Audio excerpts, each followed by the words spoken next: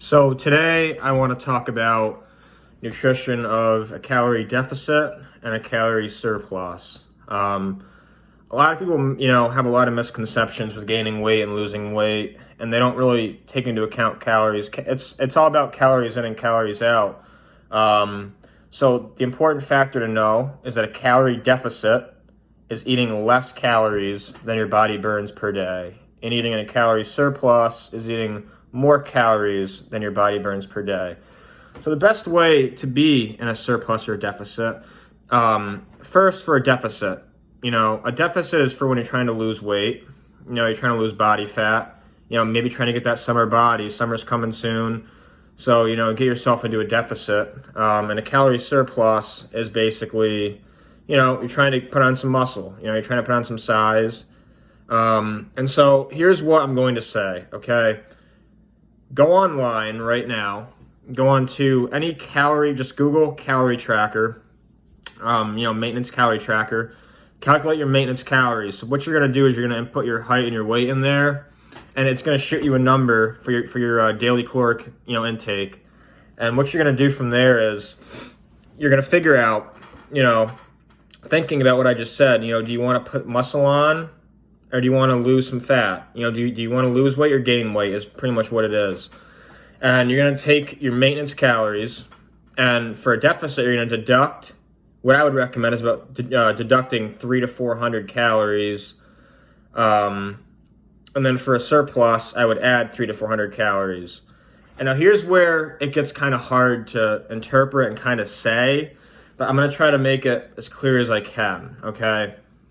When you're doing a surplus or a deficit, you want to, I'll talk about a deficit first. For a deficit, find your maintenance and deduct 300 to 400 calories for 1 week.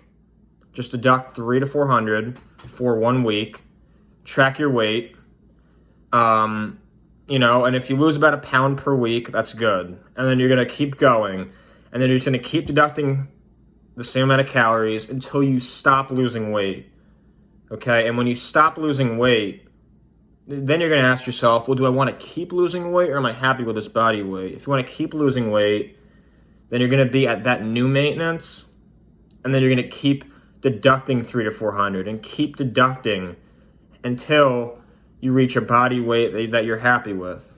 And it's literally the opposite for a surplus. Add 300 to 400 for a week. Keep tracking your body weight. Track your body weight every week. If you're gaining a pound per week, that's perfect. That is literally like as perfect as it could be. So just keep going until you reach that new maintenance. And then you're going to keep adding 300 to 400.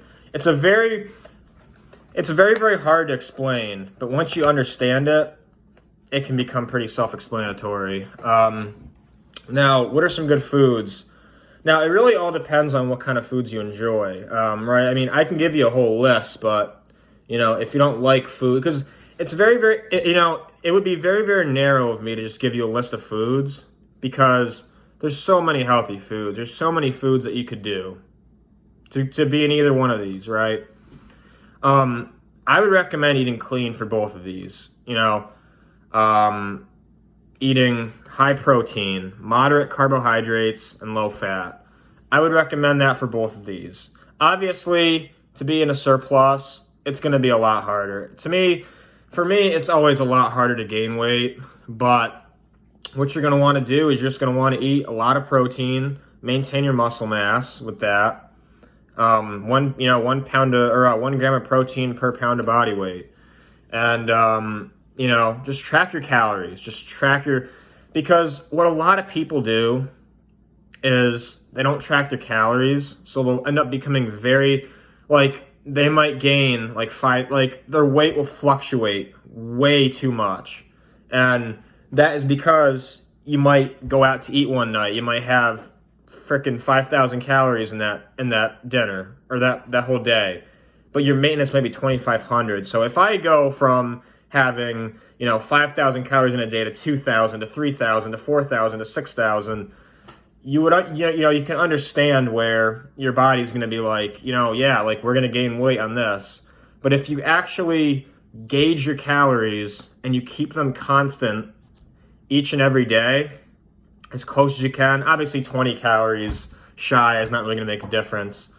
But if you're 100 or 200 or 300, it might make a difference. So, that's kind of what I'm trying to give you guys a gauge towards is like, you want to make sure that you're just, the first thing that I would say, just eat healthy, eat a high protein diet, avoid all the junk food.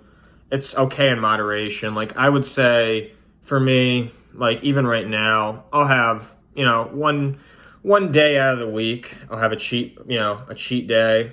But nutrition plays a huge role in our lives. I mean, your mental state, it can contribute to that. It can contribute to your energy levels, your sleep at night, literally like almost anything you can think of. And so that's kind of where it kind of comes into play. But yes, there's only one way to lose weight, and there's only one way to gain weight, and it's all calories in and calories out. It's all about calories. You know what I mean? This piece of cake, that's 150 calories, and this piece of steak, that's 150 calories. Well, you look at both of them and you're like, well, which one do I pick? Well, the cake's going to have, it's all empty calories. It's all calories from fats and oils and sugars and that. And then you look at this steak, right? And yes, there's saturated fat in there, but there's also a lot of protein and a lot of amino acids and a lot of vitamins and a lot of all that good stuff that your body needs to help replenish muscle and all that good stuff. So it's all about picking that food item, the healthier option. Most times it's clear, you know what I mean? But, it all comes down to reading labels. There's I'll make future videos on that stuff, but I hope I kind of made that clear. I know it's kind of hard to understand, if you're tuning in here and you kind of, you're not really sure what a deficit or a surplus means. Hopefully that kind of gave you a gauge. You can also Google it. There's also plenty of other videos online. There's some great information.